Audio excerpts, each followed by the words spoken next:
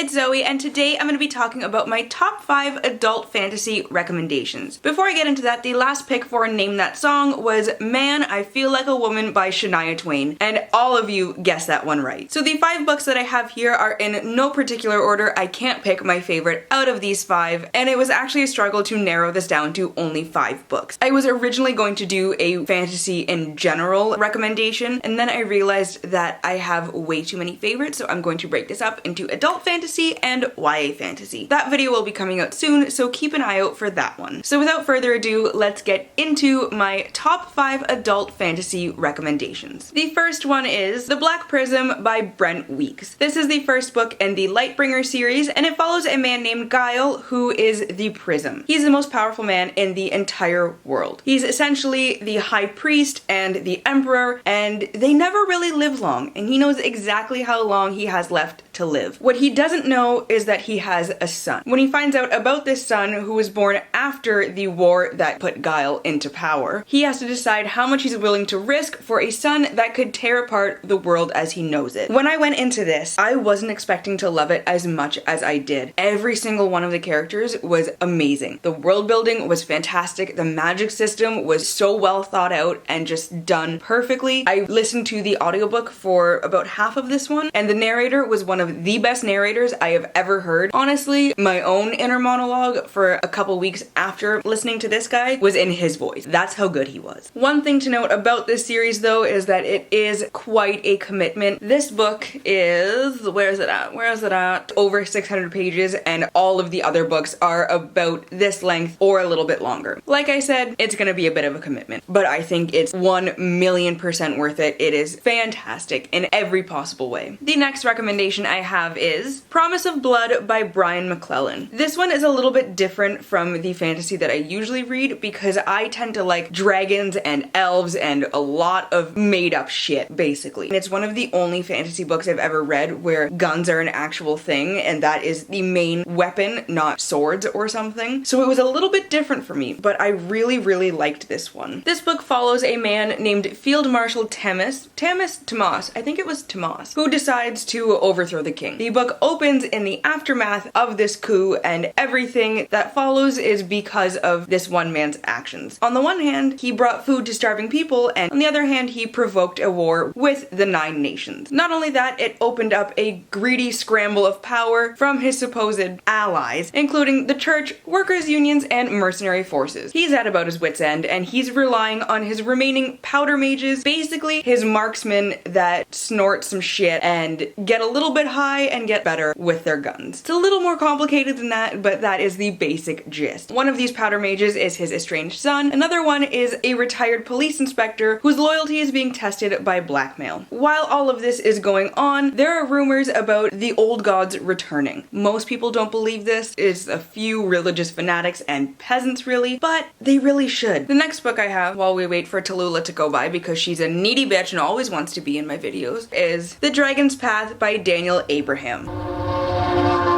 This follows 3 main characters, Marcus and 2 others whose names I can't pronounce. I think they're Cithrin and Getter, Kithrin and Geeter, don't know. I don't remember. It's been almost a year since I've read this, but I remember loving it. Marcus is a former hero whose hero days are firmly behind him. However, he gets sucked back into things when his men are impressed into a doomed army, and keeping them out of trouble is gonna require him to do some things that he really does not want to do. Cithrin, possibly Kithrin, is an orphan who's the ward of a banking house, which means she has learned a lot about accounting and finances and that sort of thing that I know nothing about. And it's her job to smuggle a nation's wealth across borders without getting caught and or killed. She really does know what she's doing, but none of that can actually defend her from things like swords and the people wielding them. And finally, we have Getter, Gedare, I don't know. He is basically shit on a stick. He's the heir to a noble house and has more interest in philosophy than sword fighting. acting, which kind of makes him useless in everybody's eyes, even his own a little bit. His only real use is being a pawn in everyone else's games, but nobody really expects how he'll react to it. Personally, I didn't expect how he reacted to things, and he kind of blew me away with his character arc and how wrong I was about everything I was thinking about him. I don't know, I did like him. The one thing though that I remember writing about in my review for this book is that there were a lot of typos. Other than that, I did really enjoy this book. The next book I have should come as no surprise to anyone who's been around on my channel. This one is Nevernight by J. Kristoff. I have gone on and on and on about how much I love this damn book, so much that this really should not be a surprise to you. This book follows a girl named Mia who has the ability to speak to shadows. She's the daughter of an executed traitor, and her only way to get revenge on the people who killed her father is to join a guild of assassins. She enters a school for these assassins and has to best her peers in tests of poison, steel, and the subtle arts, basically seduction. And if she does well, she will get inducted into the Blades of the Lady of Blessed Murder. However, things are not quite that simple, and there is a killer on the loose in the school. That kind of throws a wrench in her plans, and she has to deal with that before she can go and get revenge. And this is just one of the bloodiest and just,